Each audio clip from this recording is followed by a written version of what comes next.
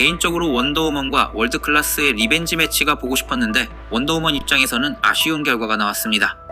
국대 패밀리가 3대1로 승리를 했고 경기 후 인터뷰에서 마시마는 완전한 패배였다고 말을 했는데요. 마시마가 느꼈던 패배의 이유가 무엇이었는지 지금부터 자세히 살펴보겠습니다. 선수 포지션은 양팀 모두가 가장 잘하는 구성으로 나왔는데요. 원더우먼은 경기 시작부터 제대로 된 공격이 이루어지지 않았습니다. 저는 그 첫 번째 이유로 박하얀의 지휘력을 이야기하고 싶은데요. 팀의 에이스인 마시마와 박하얀을 비교해보면 개인 능력은 마시마가 결코 떨어지지 않습니다. 통산 득점을 봐도 박하얀이 11경기 12골이고 마시마가 8경기 9골로 대등하고 이번 경기에서도 박하얀 마시마가 서로 1득점씩 해냈죠. 하지만 저는 박하얀 선수는 한 명의 에이스라는 위치를 넘어 필드의 사령탑 같다는 느낌을 많이 받습니다. 경기 시작 후 박하얀은 우이준의 압박을 받으면서도 팀 동료에게 지시를 내리는 모습을 보여주고 수비 시에도 중앙에서 전체를 바라보며 동료 선수에게 도움을 주죠. 박승희가 소유미를 마크하는 장면을 보면 아주 선명하게 못 돌게 하라는 목소리가 들리는데 이게 바로 박하얀 선수의 목소리죠. 즉 마시마와 박하얀의 개인 능력은 큰 차이가 없지만 박하얀은 필드 위에서 플레잉 코치의 역할을 하고 있습니다. 이런 능력은 아마도 그녀가 핸드볼 국가대표였기 때문에 가능한 게 아닐까 생각합니다. 핸드볼 경기는 현재의 골대녀 경기와 아주 흡사하죠. 실내 경기장, 공을 사용하는 단체전, 6대6을 플레이하는 골대녀와 7대7인 핸드볼. 아마도 박하얀은 누구보다 많이 공을 패스하고 협력해서 수비하는 플레이를 많이 해왔을 겁니다. 손으로 하냐 발로 하느냐의 차이일 뿐 제가 이야기했던 장점인 지휘력을 발휘하는 데는 전혀 상관이 없죠. 좀 더 나아가서 이야기해보면 골대녀에서 이 능력을 가진 선수는 현재 박하얀이 유일하다고 생각합니다. 필드에서 전체를 바라보며 리더십을 가지고 선수 전체를 지휘하는 능력, 예전에 박선영 선수 정도나 보여줬던 모습이죠. 그리고 두 번째는 선수들의 개인 능력입니다. 일단 가장 치명적이었던 건 교체 선수의 능력이었죠.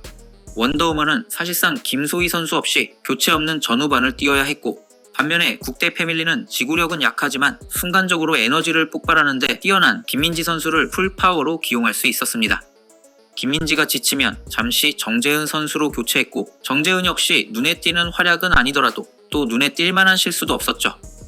결국 그녀의 존재는 김민지라는 치타를 경기 내내 전속력으로 달릴 수 있게 만들었습니다. 그리고 원더우먼의 우이준 선수와 나미에 선수가 같은 포지션이니 비교해보면 두 선수 모두 찬스를 놓치고 득점을 하지는 못했지만 역시나 경험이 앞선 나미에 선수가 수비 쪽에서는 더 좋은 모습을 보여줬다고 생각합니다. 그녀는 경기 초반부터 마시마를 마크했는데 큰 위기를 내주지 않을 만큼 잘 수비했죠. 반면 우이준은 경기 초반부터 박하얀에게 돌파당해 경기의 흐름을 완전히 내주게 했습니다. 김민지 선수의 첫 번째 득점 장면을 보면 우이준이 오른쪽으로 움직여 소유미와 만들었던 수비벽에 사람 한 명이 들어갈 만한 공간이 생겼죠. 결국 김민지 입장에서는 커다란 공간으로 마음껏 강력한 슈팅을 때려 넣을 수 있었고 이 슛이 키썸이 막을 수 없을 정도의 속도로 날아갔습니다. 결과적으로 두 선수의 수비력의 차이는 명확했죠. 이번에는 김민지에 대해 이야기해보면 경기에서 가장 뛰어난 활약을 보여줬는데요. 앞서 말씀드린 대로 계속해서 교체해준다면 그녀의 폭발력이 얼마나 무서운지 보여줬습니다. 우선 김민지의 가장 무서운 점이 빠른 스피드를 이용한 압박입니다. 이게 원더우먼의 패스 방향을 완전히 한쪽으로 막았다고 보여지는 게 김설이에게 가는 패스 방향을 막은 채 키썸에게 다가가면 결국 김설이가 내려와서 받거나 반대쪽으로 패스를 줘야 하는데 밑에서 김설이에게 주는 패스는 큰 의미가 없고 마시마는 나미에가 딱 붙어 있으니 결국 전방에 있는 소유미에게 패스를 하는데 애초에 박승희가 딱 붙어서 수비를 하고 있죠.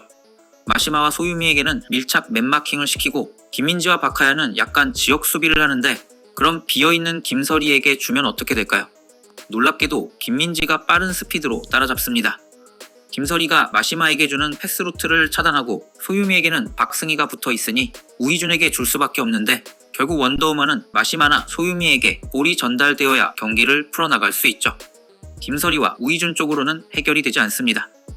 여기서 우이준이 김설이에게 패스를 주고 바로 박하얀의 뒷공간으로 달렸다면 어땠을까요? 어쨌든 소유미 쪽 패스가 막힌 키썸이 김설이와 공을 주고받으며 김민지의 힘을 빼놓으려 하는데 놀랍게도 김민지가 혼자 키썸과 김설이 두 명을 막는 장면도 나왔죠. 이번에는 키썸이 마시마에게 주고 마시마가 다시 김설이에게 주는데 이번에도 김민지가 따라잡습니다. 이 장면 보시면 김설이가 패스 줄 곳이 없죠. 반면 소유미 선수는 초반에 박승희에게 밀착 마크를 당해 제대로 패스를 받지 못했고 위치를 바꿔 박하연 쪽에서 플레이를 해야 하니 박하연에게 수비당해 결국 득점 찬스를 만들지 못했습니다. 저는 경기 전 국대의 약점이 하나 있다면 아직 골키퍼 경험이 적은 시은미 선수라고 생각했는데 경기 후 인터뷰를 보니 애초에 아래쪽 공은 약하니까 수비들이 처리해주고 높은 볼만 처리하는 걸 집중적으로 연습한 것 같습니다. 배구 선수 출신이라 날아오는 공에 대한 두려움이 없어 손으로 잡는데 자신 있어 할 정도였고 실점한 장면도 수비수를 맞고 굴절된 공이었으니 이번 경기에서 시은미 선수는 실수가 없다고 봐야겠죠. 그리고 김설이와 박승희를 비교해도 수비력의 차이가 명백했죠. 박승희는 경기 초반부터 소유미를 꽁꽁 묶었고 김설이는 김민지의 속도를 전혀 따라가지 못하는 모습이었습니다. 결국 원더우먼은 에이스 마시마가 완전히 개인 기량으로 한 점을 따라갔는데 결승골 장면을 보면 아직도 체력이 남은 김민지가 마시마와 소유미 두 명의 수비를 벗어나는 장면이 보입니다. 소유미 선수는 쫓아갈 힘이 남아있지 않았고 마시마도 체력이 없어 따라가지 못했죠. 여기서 국대 패밀리의 박승희는 오히려 체력이 남아 공격적으로 전진했고 결승골의 어시스트를 만들어냈습니다. 국대 패밀리의 세 번째 골이 제가 말씀드린 차이였죠. 박하연과 박승희가 눈을 마주쳤고 바로 공격 침투하라고 제스처를 보냈을 겁니다. 순간적으로 공격 진영에 가까운 박승희를 이용해 필드 오른쪽으로 공격해 들어간 거죠. 이렇게 선수들의 개인 기량을 따져보면 확실히 수비력에서 큰 차이가 보여졌던 것 같습니다. 그리고 마시마가 말한 완전한 패배의 세 번째 이유는 조금은 웃긴 이야기일지 모르겠지만 바로 페어플레이로 붙어서 완전히 실력으로 밀렸다는 이야기죠. 지난 G리그 결승에서 원더는 실력으로 진 게 아니었거든요. 상대의 거친 플레이를 제지하지 않는 오심의 연속으로 우승을 내줬고 그때 마시마는 울었습니다. 하지만 이번 경기는 완전히 달랐죠. 경기 종료 직후 마시마는 웃으면서 박하연에게 말했습니다. 너무 잘했다고, 완벽한 패배였다고. 여기까지 이 세 가지가 제가 생각한 완전한 패배의 이유인데 이외에도 자존심에 스크래치가 난 국대 패밀리가 마음을 굳게 먹었을 것과 선수들 불러서 혼만 내고 뚜렷한 해결책을 내지 않는 조재진 감독 등 여러 가지 이유가 있겠지만 결과적으로 이번 경기는 국대 패밀리의 완승이었습니다.